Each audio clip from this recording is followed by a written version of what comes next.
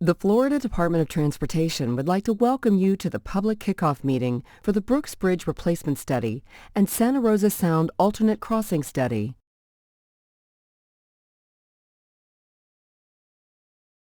Tonight's presentation will provide you with a brief introduction to the studies, discuss the study process and schedules, and provide information on how you can provide your input and stay involved.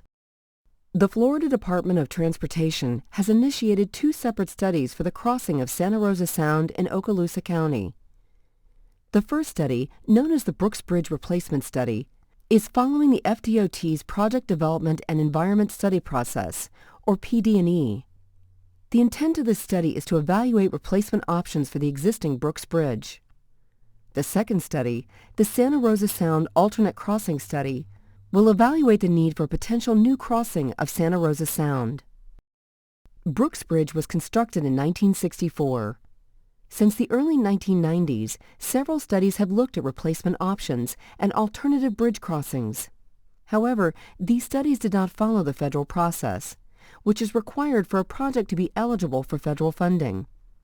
The current studies will follow the federal process to allow FDOT the option of using federal funds for future phases, including design and construction.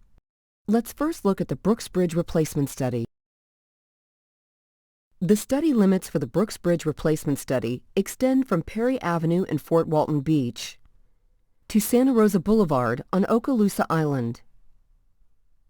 Various roadway improvements, bridge types, and bridge locations will be evaluated within the study area, including locations left, center, or right of the existing bridge. Improvements at the Perry Avenue US 98 and Santa Rosa Boulevard US 98 intersections will also be considered. The purpose of the Brooks Bridge Replacement Study is to identify bridge replacement solutions and to evaluate their environmental, engineering, and social impacts. The evaluation will be documented and used by FDOT to help reach a design decision for a Brooks Bridge replacement. The replacement of Brooks Bridge is needed in order to address the structural deficiencies of the existing bridge. Brooks Bridge has been in service for more than 50 years and was not intended to carry the volume of traffic it carries today. The existing bridge does not meet today's standards for roadway and bridge design, nor current Americans with Disabilities Act requirements for pedestrians and bicycles because of its steep grade. Rehabilitating or widening the bridge to address deficiencies would not be practical because of its age and condition. During the PD&E phase, a number of activities are involved, including a review of existing conditions, alternatives analysis, evaluation of impacts, coordination with agencies, and public outreach. The PD&E process was established by the FDOT as the state's procedure for complying with the National Environmental Policy Act, or NEPA. This phase involves the preparation of all preliminary engineering and environmental documentation required for federal approval and funding. The key project issues addressed in a PD&E study are the engineering analysis, environmental conditions, and public involvement. During a PD&E study, several alternatives are developed that meet the purpose and need for the project. These alternatives are developed with input from the public, local government, and environmental agencies obtained throughout the study process. For the Brooks Bridge Replacement Study, the primary consideration for the alternatives analysis will be the replacement bridge height and touchdown points. The existing Brooks Bridge crosses the Gulf Intracoastal Waterway, which is a heavily traveled route for many commercial and recreational vessels. Navigation along the Gulf Intracoastal Waterway is governed by the U.S. Coast Guard, and the replacement bridge will need to meet their navigational clearance requirements. The existing Brooks Bridge's vertical clearance of 50 feet does not meet the U.S. Coast Guard's vertical navigation requirement of 65 feet, nor the horizontal clearance requirement of 150 feet. The replacement bridge will need to meet both the vertical and horizontal clearance requirements. The replacement bridge will also need to meet current ADA requirements for pedestrians and bicycles, which require a 5% maximum slope.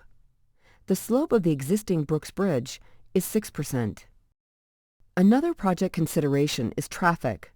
The existing annual average daily traffic on US 98 over Brooks Bridge is approximately 50,500 vehicles per day. By 2035, the annual average daily traffic is projected to be 58,700 vehicles per day.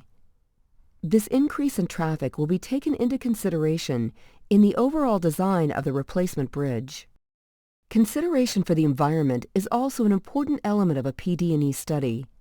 A variety of environmental resources, including cultural resources, will be evaluated during the study. Within the project area, there are potential historic buildings and archaeological sites that will need to be avoided. Section 4F resources will also need to be avoided. These resources include publicly owned parks, recreational areas, wildlife or waterfowl refuges, or land from historic properties eligible or listed on the National Register of Historic Places. Over the next several months, FDOT will begin to identify and evaluate replacement alternatives for Brooks Bridge. It is anticipated to take approximately 48 months to finish the study and get approval from the Federal Highway Administration. Let's now look at the Santa Rosa Sound Alternate Crossing Study. The Santa Rosa Sound Alternate Crossing Study will focus on the area within the vicinity of the Santa Rosa Sound. The study area will be defined following input from the public and local officials on potential alternate crossing locations. The Santa Rosa Sound Alternate Crossing Study is a high-level planning study focused on the possible outcomes of an additional bridge being built over the Santa Rosa Sound.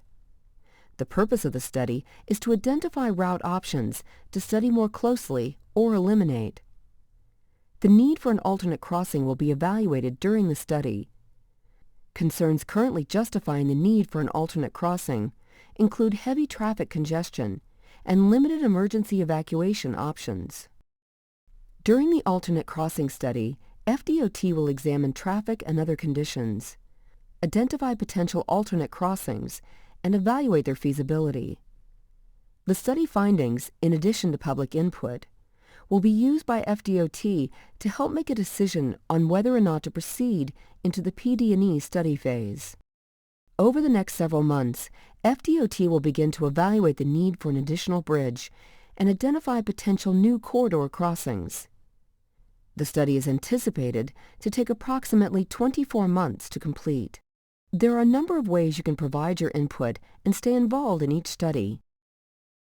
For further information on either study or to make a comment, please contact any of the FDOT staff here or send an email to either of the study email addresses.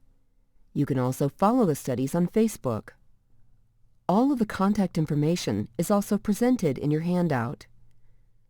To provide comments at tonight's meeting, you can complete a comment form and drop it in the comment boxes provided.